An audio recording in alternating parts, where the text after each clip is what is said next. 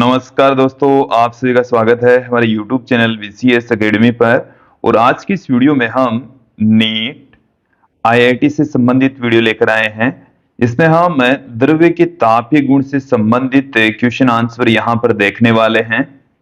विद्यार्थियों, last videos में भी हमने द्रव्य के तापीय गुण के ही कुछ क्वेश्चंस देखे थे। अब उससे अगला वीडियो हम यहाँ पर लेकर आ गए हैं। विद्यार्थियों, यदि आप हमारे YouTube चैनल पर नए हैं तो चैनल को सब्सक्राइब कर लीजिए, साथ में बेल आइकन भी दबा दीजिए ताकि आपको आगे की वीडियोस के नोटिफिकेशन मिलते रहे। अब मैं इस वीडियो स्टार्ट करता हूं कि यदि लैम्ब्डा एम तरंग दैर्ध्य को बताता है जिस पर किसी ताप T पर किसी कर्षणिका से विकिरणित उत्सर्जन अधिकतम होता है। जो लैम्ब्डा एम है वो अधिकतम उत्सर्जन क्षमता को रिप्रेजेंट करता है, अधिकतम उत्सर्जन के संगत तरंगदैर्घ्य को बताता है। तो ताप और अधिकतम उत्सर्जन क्षमता के मध्य जो रिलेशन है वो क्या होता है? तो देखिए ऑप्शन बी के अकॉर्डिंग रिलेशन होगा। हम ये वीन के विस्थापन नियम से जानते हैं कि अधिकतम उत्सर्जन क्षमता के संगत जो तापमान है, जो तरंगदैर्घ्य है, वो ताप के व्युत्क्रमानुपाती होती है। नेक्स्ट क्वेश्चन देखिए कि 10 सेमी लंबाई एवं 2 सेमी व्यास की एक धातु की छड़ को किसी कुचालक पदार्थ से ढक दिया जाता है। इसके सिरे को 80 डिग्री सेंटीग्रेड पर रखा जाता है जबकि अन्य सिरा 0 डिग्री सेंटीग्रेड पर रखा है। ऐसा पाया जाता है कि 20 ग्राम बर्फ 5 मिनट में पिघल जाती है। जूल प्रति सेकंड प्रति मीटर प्रति केल्विन में धातु का उष्मा चालकता गुणांक ज्ञात कीजिए, जबकि बर्फ की गुप्त उष्मा 80 कैलोरी प्रति ग्राम हमें दे रखी है। देखिए यहां पर जो वैल्यू हमें दे रखी है, एक बार उसको मैं आपके सामने रख देता हूं। हमें जो धातु की छड़ है उसकी लंबाई 10 सेमी दे रखी है, 10 गुणा 10 की घात -2 मीटर। इसके साथ में जो व्यास है वो हमें 2 सेमी दे रखा है, तो जो त्रिज्या है वो 1 सेमी हो जाएगी, 10 की घात -2 मीटर हो जाएगी। छड़ के दोनों सिरों का ताप का जो अंतर है वो हमें 80 - 0 80 दे रखा है, 80 डिग्री सेंटीग्रेड दे रखा है। साथ में देखिए कि इस क्वेश्चन में कहा गया है कि 20 ग्राम बर्फ है वो 5 मिनट में पिघल जाती है। तो इस 20 ग्राम बर्फ के द्वारा ग्रहण की गई उष्मा m × L से हम ज्ञात करेंगे। तो m का मान हमें 20 ग्राम जो कि 20 गुणा 10 की घात -3 किलोग्राम हो गया। L का मान हमें 80 दे रखा है, इसको हम 80 कैलोरी, तो कैलोरी को मैं कन्वर्ट कर देता हूं, 4.2 से मल्टीप्लाई कर दूंगा तो ये जूल में आ जाएगा, बट्टे में 10 की घात -3। कैलकुलेशन करेंगे 10 की घात -3 से 10 की घात -3 कैंसिल हो जाएगी, 1600 को 4.2 से मल्टीप्लाई कर दीजिए तो ये 1600 गुणा में 4.2 जूल आ गया है डेल्टा क्यू की वैल्यू। फिर देखिए हम एक रिलेशन जानते हैं विद्यार्थियों कि delta Q upon delta T. ये जो डेल्टा टी है वो समय को इंगित करता है, जो कि के ए तापांतर डेल्टा टी अपॉन में डेल्टा अक्स के इक्वल होता है। तो यहां से हमें इसकी के की वैल्यू पूछिए तो के बराबर कितना आ जाएगा, delta Q upon delta T into delta x upon delta capital T upon A. ये सब कुछ आ गया है, सब कुछ की वैल्यू यहां पर हम पुट कर देते हैं। डेल्टा क्यू की जो वैल्यू है वो है 1600 गुणा में 4.2। डेल्टा अक्स यहां पर देखिए डेल्टा अक्स की जो वैल्यू है वो कितनी है, 10 सेमी। तो 10 सेमी को हम यहां पर L से पुट करें तो बट्टे में L भी लिख सकते हैं। 10 सेमी को हम 10 की घात -1 पुट कर सकते हैं, 10 की घात -1 या 10 गुणा 10 की घात -2 भी लिख सकते हैं। डेल्टा टी समय है, समय हमें 5 मिनट दे रखा है तो 5 गुणा 60। ताप में जो परिवर्तन है वो 80 दे रखा है। ए क्षेत्रफल जो कि पाई आर स्क्वायर हो जाएगा, तो आर की वैल्यू है 10 की घात -2, तो 10 की घात -4 आ जाएगा। फाइनली जो के की वैल्यू है वो क्या निकल कर आएगी, एक जीरो से एक जीरो कैंसिल, फिर एक जीरो से एक जीरो कैंसिल, 8 का भाग 16 में 2 बार में, 8 का भाग 16 में कितनी बार में चला गया, 2 बार में चला गया। देन यहां पर हमें क्या मिल जाएगा, देखिए 6 का भाग यहां पर चला गया 0.7 बार में। तो देखिए इसको अब हम गुणा करके कैलकुलेट कर लेते हैं। तो 7 को 2 से गुणा करेंगे तो 1.4 आ गया, गुणा 10 की घात 3 आ गया, बट्टे में 5 पाई आ गया। तो 5 पाई आ गया। तो ये हमारे पास में जो वैल्यू है विद्यार्थियों, देखिए के की जो फाइनल वैल्यू है वो निकलकर हमें प्राप्त होने वाली है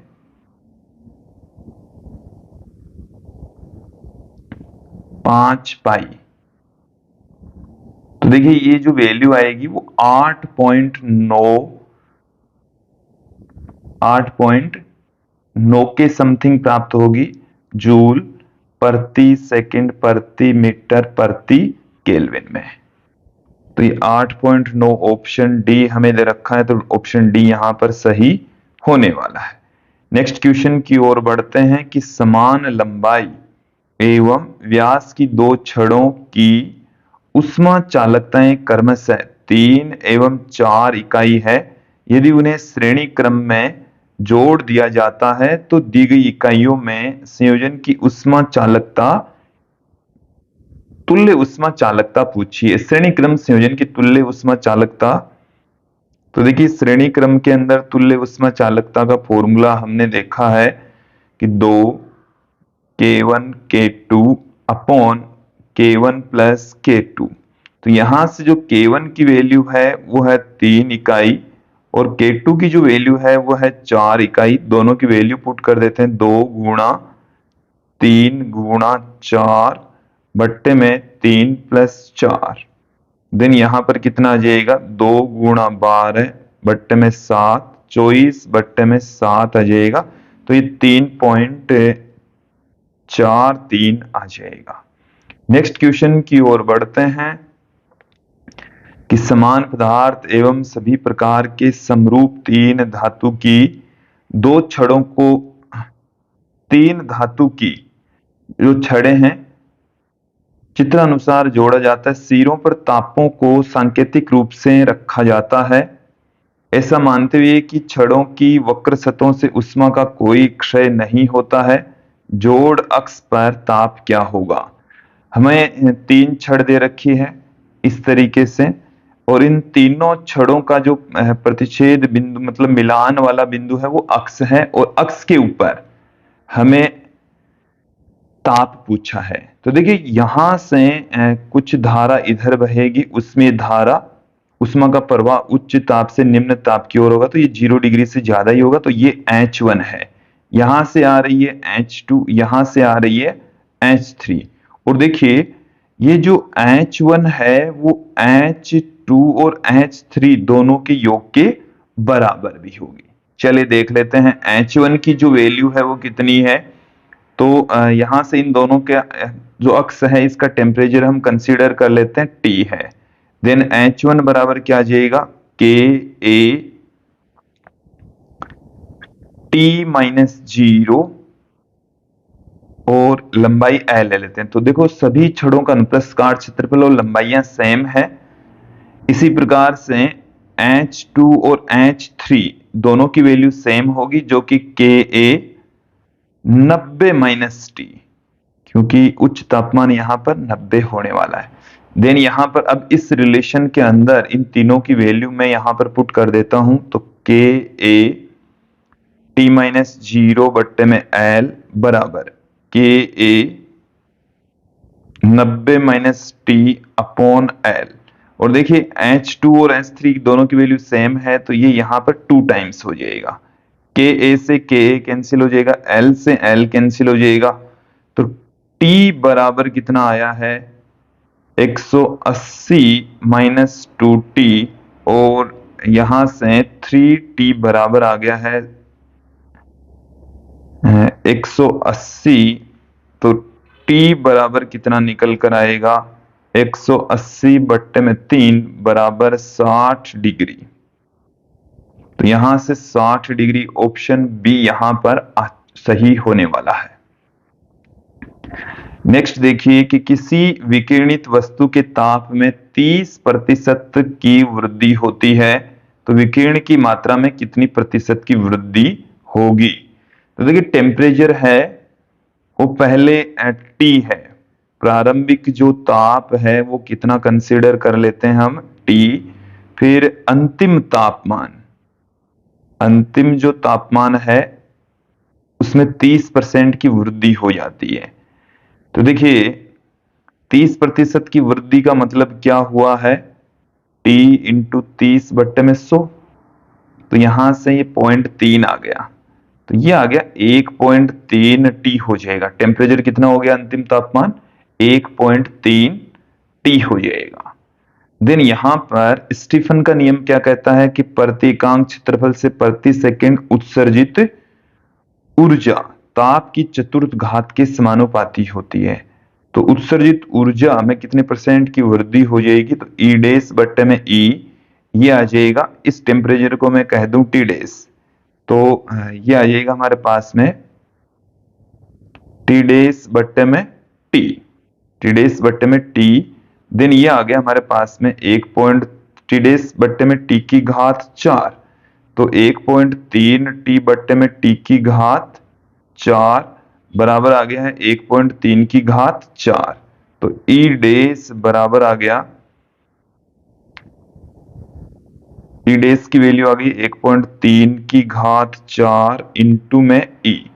अब देखिए यहां पर ई में प्रतिशत वृद्धि, ई में प्रतिशत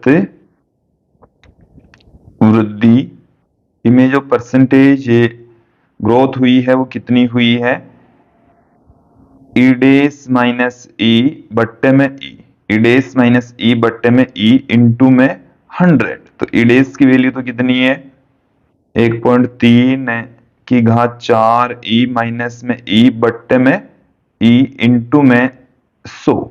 देन यहां पर कितना आ जाएगा 1.3 की घात 4 माइनस 1 बट्टे में 1 इंटू में 100। तो देखिए यहां से ये आ जाएगा हमारे पास में 2.85 माइनस 1 गुणा में 100, और ये हमारे पास में आ जाएगा एक, ये आ जाएगा 0.85, 1.85 इंटू 100, तो ये आ गया हमारे पास में 185% की वृद्धि हो जाएगी। तो ऑप्शन ए यहां सही हो जाएगा। नेक्स्ट क्वेश्चन की ओर बढ़ते हैं कि यदि सूर्य का तापमान है कैपिटल टी से 2t तक तथा इसकी त्रिज्या कैपिटल आर से 2r तक हो गई तो इसके द्वारा विकिरणित शक्ति का अनुपात क्या हो जाएगा। देखिए टेम्परेचर में वृद्धि हो रही है और त्रिज्या में भी वृद्धि हो रही है। मैं आपको बताऊं कि स्टीफन का नियम क्या है कि प्रति सेकंड प्रति एकांक क्षेत्रफल से उत्सर्जित जो ऊर्जा है वो ताप की चतुर्थ घात के समानुपाती होती है। वहां से प्रोपोर्शन का जब साइन हटाते हैं तो सिग्मा लगाते हैं। हमें शक्ति पूछा है तो ऊर्जा बट्टे में समय ये हो जाएगी शक्ति, ऊर्जा बट्टे में समय क्या हो जाएगी शक्ति, जो कि सिग्मा ए ताप की घात 4 आ गई है। अब इसके द्वारा विकिरणित शक्ति का अनुपात हो जाएगा, पहले जो शक्ति थी और नई जो शक्ति है उसमें क्या फर्क पड़ जाएगा। तो पहले शक्ति ये है, नई जो शक्ति है उसको मैं पी डैश से कह दूं, तो सिग्मा ए डैश टी डैश की घात 4।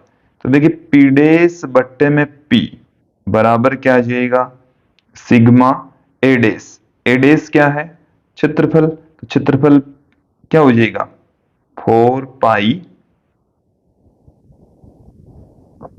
देखो पहले क्षेत्रफल था 4πr² और नया जो क्षेत्रफल है वो 4πr² क्योंकि ये गोला है, सूर्य को हम गोला ले सकते हैं, तो 4πr की वैल्यू है वो है 2r, तो 2r का स्क्वायर, तो 4r आ जाएगा यहां से। 4πr² इंटू में 4 और साथ में ताप की घात भी 4 है, तो तापमान भी कितना हो गया 2T⁴ बट्टे में sigma 4πr² into T⁴ then कितना मिल जाएगा यहां से हमें 4 गुणा 2⁴, तो ये आ गया 64। तो P' बराबर आ गया है, जो शक्ति है वो पहले वाली शक्ति की 64 गुणा हो जाएगी। ऑप्शन ए यहां सही हो जाएगा।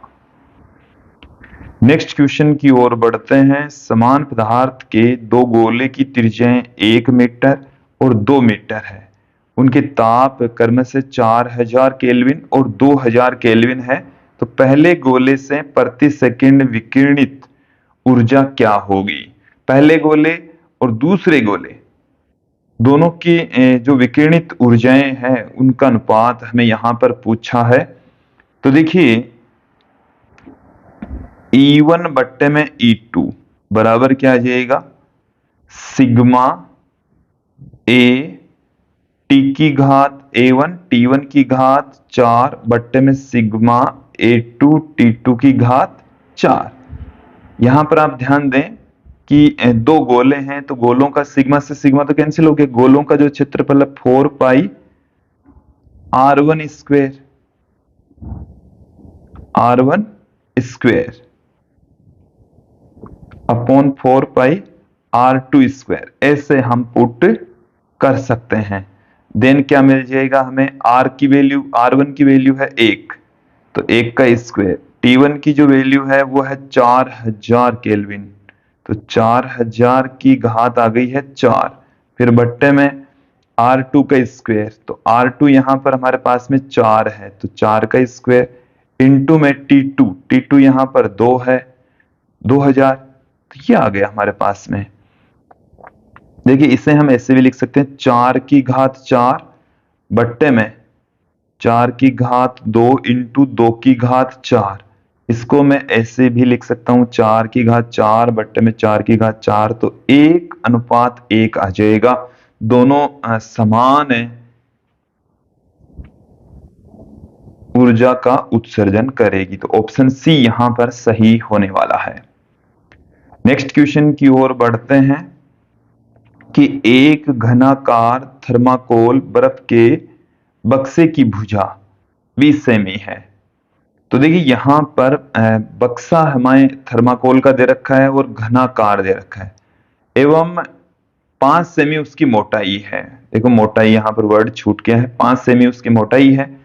यदि बक्से में 5 किलोग्राम बर्फ रखी है, बक्से में रखी गई बर्फ की मात्रा कितनी है 5 किलोग्राम, तो 10 घंटे पश्चात कितनी बर्फ शेष बचेगी, जबकि हमें बाहर का टेम्परेचर 50 डिग्री सेंटीग्रेड, थर्माकोल का उष्मा चालकता गुणांक हमें 0.01 जूल प्रति सेकंड प्रति मीटर प्रति केल्विन दे रखा है। बर्फ की गलन की गुप्त उष्मा भी हमें जूल प्रति किलोग्राम में दे रखी है।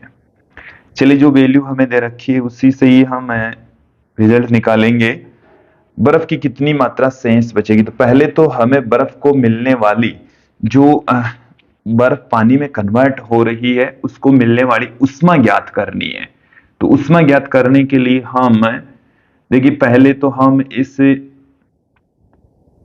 बक्से का क्षेत्रफल निकाल लेते हैं, क्योंकि बक्से के द्वारा उष्मा ग्रहण की जा रही है।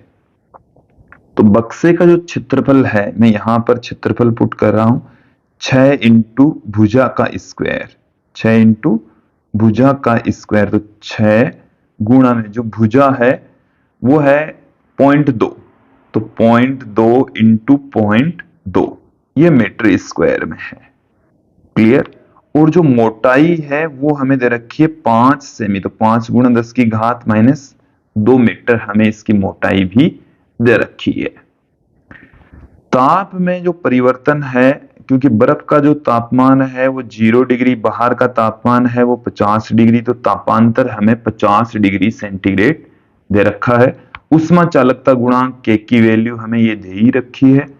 तो देखिए यहां पर प्रवाहित उष्मा, तो delta Q upon delta T बराबर के ए डेल्टा कैपिटल टी बट्टे में एल, एल कर दीजिए या अक्स कर दीजिए। यहां पर अक्स से हमने लिखा है तो अक्स से भी इसको पुट कर सकते हैं। मुझे वैल्यू चाहिए डेल्टा क्यू की। वैल्यू किसकी चाहिए? डेल्टा क्यू की। तो K A delta T into delta T upon x. तो यहां से के की जो वैल्यू है वो है हमारे पास में 0.01, एक का जो मान है वो है 6.6 गुणा 0.2 गुणा 0.2, और डेल्टा टी हमें 50 दे रखा है। साथ में समय, तो ये 10 घंटे, तो 10 गुणा 3600 दे रखा है, बट्टे में अक्स, तो जो अक्स की जो वैल्यू है वो 5 गुणा 10 की घात माइनस 2। और यदि यहां से हम इस डेल्टा क्यू को कैलकुलेट करेंगे देन हमें 86,400 जूल प्राप्त हो जाएगा। ठीक है, अब देखो डेल्टा क्यू बराबर होता है एम इंटू एल, तो ये एम हमें ज्ञात करना है, तो डेल्टा क्यू अपॉन में एल, तो एल हमारे पास में ये वाली वैल्यू दे रखी है। इसका जब हम भाग लगाएंगे 86,400 में, 86,400 में 335 गुणा 10 की घात 3 का जब भाग लगाएंगे तो देखिए विद्यार्थियों हमें यहां पर जो वैल्यू है वो क्या मिलेगी?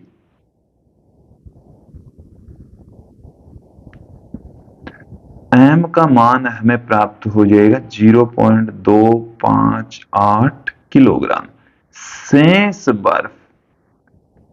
बर्फ स्मॉल एम द्रव्यमान की बर्फ है वो तो किस में कन्वर्ट हो गई है? जल में कन्वर्ट हो गई है। तो 5 माइनस 0.258, तो ये आ गया 4.742, तो ये 4.7 किलोग्राम आ जाएगा। ऑप्शन सी यहां पर सही हो जाएगा। नेक्स्ट क्वेश्चन की ओर बढ़ते हैं कि पृथ्वी के विषुवतीय एवं ध्रुवीय क्षेत्रों में असमान सौरीय ऊष्मा प्राप्त होती, तो इसके कारण उत्पन्न होने वाली सहवन धाराएं कहलाती व्यापारिक पवनें, उनको कहते हैं, क्या कहा जाता है? व्यापारिक पवन। नेक्स्ट क्वेश्चन की ओर बढ़ते हैं कि एक गोला, एक शंकु एवं एक वर्त्य प्लेट तीनों एक ही पदार्थ के बने हैं तथा उनका द्रव्यमान समान है। तीनों को प्रारंभिक रूप से समान उच्च ताप तक गर्म किया जाता है। तो देखिए उत्सर्जित जो ऊष्मा है, उत्सर्जित होने वाली जो ऊष्मा है, ऊष्मा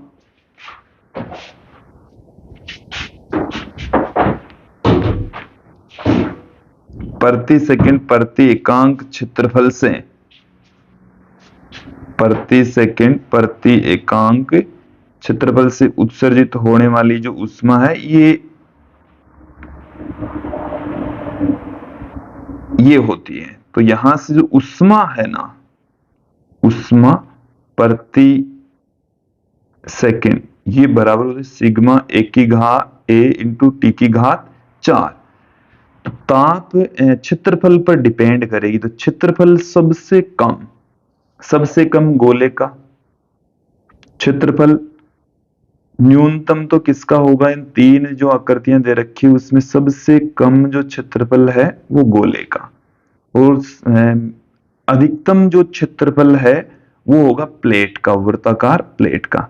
तो जिसका क्षेत्रफल ज्यादा होगा वो जल्दी से ठंडी होगी, तो प्लेट सबसे तेज ठंडी होगी और गोला सबसे धीरे। तो ऑप्शन सी यहां पर सही हो जाएगा।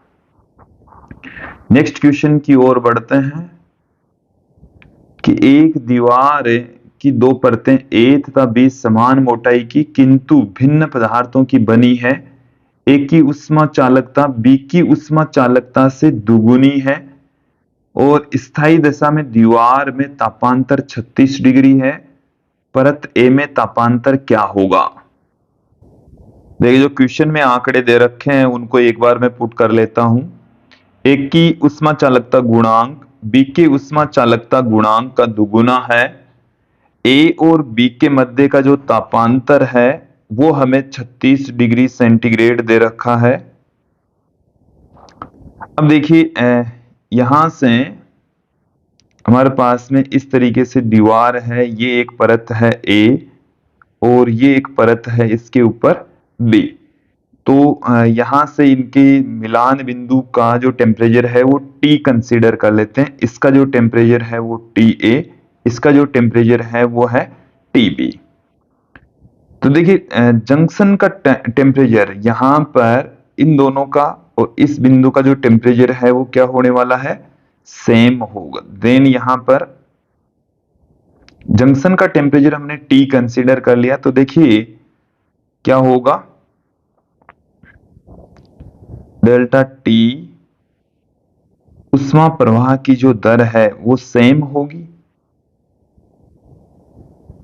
उष्मा प्रवाह यहां से और यहां से एक ही भाग होगा, तो उसमें प्रवाह की दर देखिए यहां से मैं सीधा पुट कर देता हूं।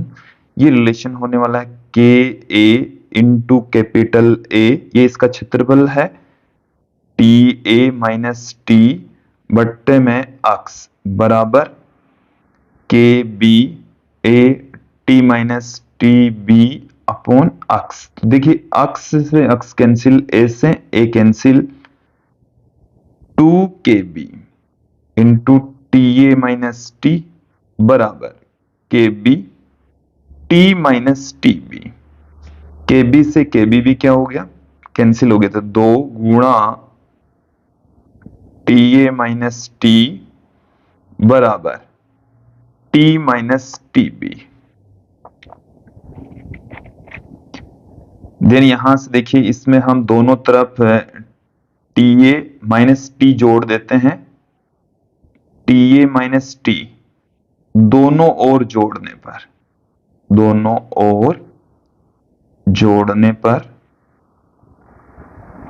ओर जोड़ देंगे तो 3 टी ए माइनस टी बराबर T A minus T B आ जाएगा, और 3 टी ए माइनस टी बराबर आ गया 36, और यहां से इस 3 का इधर भाग लगा देंगे तो 3 आ गया, 12 आ गया। टी ए माइनस ए और टी के बीच का जो तापांतर है वो 12 डिग्री सेंटीग्रेड होने वाला है। ऑप्शन ए यहां सही होगा। नेक्स्ट क्वेश्चन की ओर बढ़ते हैं कि मिट्टी के घर गर्मियों में ठंडे होते हैं तथा जाड़ों में गर्म होते हैं।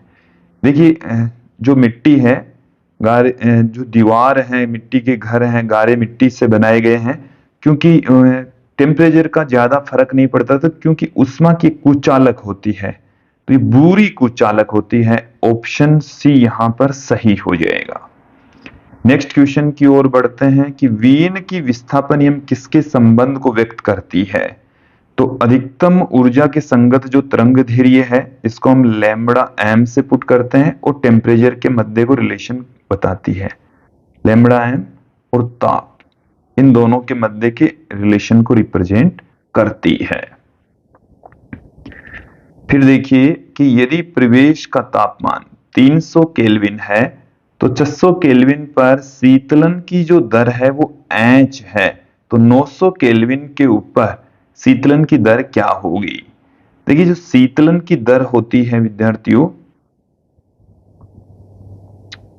शीतलन की दर जिसको हम एच से पुट कर रहे हैं समानुपाती होती ताप की घात 4 माइनस प्रवेश की घात 4। तो यहां से देखिए नई जो दर है एच डेस अपॉन में एच बराबर, तो ये हमारे पास में है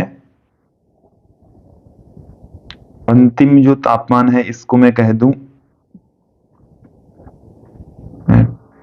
टी डेस का स्क्वायर माइनस टी जीरो की घात, सॉरी घात यहां पर 4 रहेगी, और टी की घात 4 माइनस टी जीरो की घात 4, तो ये आ गया 900 की घात 4 माइनस 300 की घात 4 बट्टे में 600 की घात 4 माइनस 300 की घात 4। ये आ गया हमारे पास में 9 की घात 4 माइनस 3 की घात 4 बट्टे में 6 की घात 4 माइनस 3 की घात 4। 3 की घात 4 में यहां से कॉमन ले लेता हूं तो 3 की घात 4 माइनस 1 बट्टे में 3 की घात 4 में यहां से कॉमन ले लूंगा 2 की घात 4 माइनस 1। 3 की घात 4 ऊपर नीचे से कैंसिल हो जाएगी तो 81 माइनस 1 बट्टे में 8 माइनस 1 तो 80 बट्टे में कितना आ गया है, यहां से 7 आ गया है।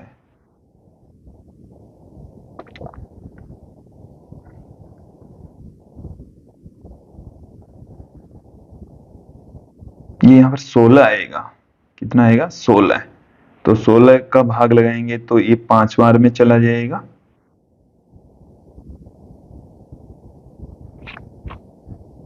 कैलकुलेशन कर लीजिएगा, कैलकुलेशन करेंगे तो हमें फाइनल आंसर मिल जाएगा। क्लियर। नेक्स्ट क्वेश्चन की ओर बढ़ते हैं कि किसी आयताकार वस्तु की 2000 केल्विन पर अधिकतम तरंग दैर्घ्य लैम्ब्डा एम है तो 300 केल्विन पर इसके संगत तरंग दैर्घ्य 3000 केल्विन पर इसके संगत तरंग दैर्घ्य क्या होगी। तो देखिए लैम्ब्डा एम डैश बट्टे में लैम्ब्डा एम बराबर आ जाएगा टी अपॉन में टी डैश। तो देखिए लैम्ब्डा डैश बराबर टी की जो वैल्यू है वो हमें क्वेश्चन में दे रखी है 2000, टी डैश की जो वैल्यू है वो हमें दे रखी है 3000, लैम्ब्डा एम, ये लैम्ब्डा एम 3000 से 3000 कैंसिल हो गया तो लैम्ब्डा डैश का मान आ गया 2/3 lambda M, 2/3 lambda M. Option B यहां पर सही हो जाएगा। नेक्स्ट क्वेश्चन की ओर बढ़ते हैं कि यदि गर्म कृष्ण पिंड का तापमान 5% बढ़ा दिया जाता है तो विकिरणित उष्मीय ऊर्जा की दर कितने प्रतिशत बढ़ जाएगी। तो देखिए यहां से विकिरणित उस ऊर्जा उसको मैं एच से पुट कर दूं, ये है वो ताप की चतुर्थ घात के समानुपाती होती है। तो ताप को यदि हम 5% बढ़ा दें तो उत्सर्जित ऊर्जा कितने परसेंट बढ़ जाएगी। तो पहले तो हम एच डैश ज्ञात कर लेते हैं, एच डैश अपॉन में एच बराबर टी डैश की घात 4 बट्टे में टी की घात 4। अब यहां से आप ध्यान दें कि जो टेम्परेचर है टी डैश ये 5% बढ़ जाएगा तो 105 बट्टे में 100 टी बट्टे में टी की घात 4। तो टी से टी कैंसिल हो गया, ये 1.05 की घात 4 आ गया। अब देखिए हमें H dash upon H find out करना है इनटू में 100, देन एच डैश की वैल्यू है 1.05 की घात 4 माइनस एच की जो वैल्यू है वो है 1 की घात 4 हो जाएगा, या एच डैश की वैल्यू एच की टर्म्स में पुट करें तो यहाँ एच आएगा, यहाँ एच आएगा, यहाँ एच आएगा, देन कितना आ जाएगा 1.05 की घात 4 माइनस 1। और देखिए विद्यार्थियों यहां से जब हम कैलकुलेट करेंगे तो ये हमें मिलने वाला है 2.22 माइनस 1.22 माइनस 1 इंटू 100 गुणा में 100 भी चल रहा है।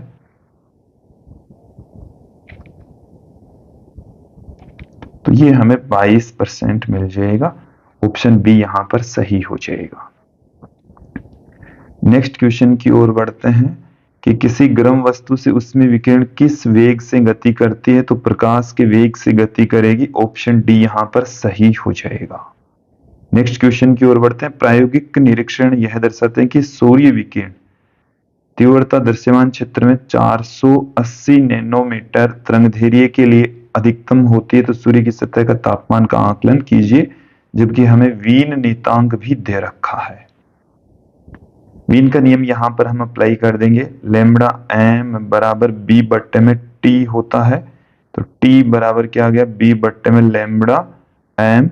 बी का जो मान है वो 2.88 गुण 10 की घात -3 लैम्बडा एम, तो 480 गुण 10 की घात -9 दे रखा है। देन कितना आ जाएगा, 2.88 गुणा 10 की घात 6 बट्टे में 480, और टी का मान यहां से हम कैलकुलेट करेंगे तो 6000 केल्विन हमें प्राप्त हो जाएगा। तो ऑप्शन बी यहां पर सही होने वाला है। नेक्स्ट क्वेश्चन की ओर बढ़ते हैं। देखिए अगला क्वेश्चन देखेंगे कि किसी ताप की उष्मीय ऊर्जा की हानि की दर, उसमें ऊर्जा हानि की दर ये होगी, तो वस्तु तथा प्रवेश के तापांतर, वस्तु तथा प्रवेश के मध्य का तापांतर, यहां पर एक नेगेटिव साइन आएगा, के अनुक्रमानुपाती होती है। तो ये न्यूटन के शीतलन नियम से दिया गया है। किस नियम से दिया गया है, न्यूटन के शीतलन नियम से। नेक्स्ट क्वेश्चन देखिए कि गर्म दूध का भरा हुआ एक गिलास टेबल पर उड़ेल दिया जाता है, तो ये धीरे धीरे ठंडा होना प्रारंभ करता है। निम्न में से कौन सा कथन गलत है, कौन सा स्टेटमेंट इनमें से गलत है, ये हमें पूछा है। तो देखिए शीतलन की दर नियत रहती है, यही गलत है। शीतलन की दर नियत नहीं रहती जब तक कि दूध प्रवेश का तापमान हासिल नहीं कर लेता, तो ऑप्शन ए गलत हो जाएगा। ये बिल्कुल सही ऑप्शन है। और शीतलन के दौरान उष्मा का प्रवाह दूध से प्रवेश की ओर ही साथ प्रवेश से दूध की ओर होता है, किंतु उष्मा का कुल प्रवाह दूध से प्रवेश की ओर होता है।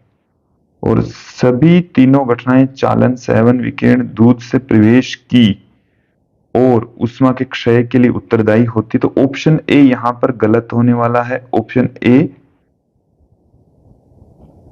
इसका सही ऑप्शन होगा। तो विद्यार्थियों ये था आज का हमारा वीडियो, जिसमें हमने द्रव्य के तापीय गुण से संबंधित कुछ क्वेश्चन आंसर देखे। जल्द ही हम नेक्स्ट वीडियो लेकर लौटेंगे, जिसमें हम थ्योरेटिकल पार्ट देखेंगे, थर्मोडायनेमिक्स से संबंधित वीडियो हम देखने वाले हैं। आज के इस वीडियो में इतना ही। धन्यवाद दोस्तों।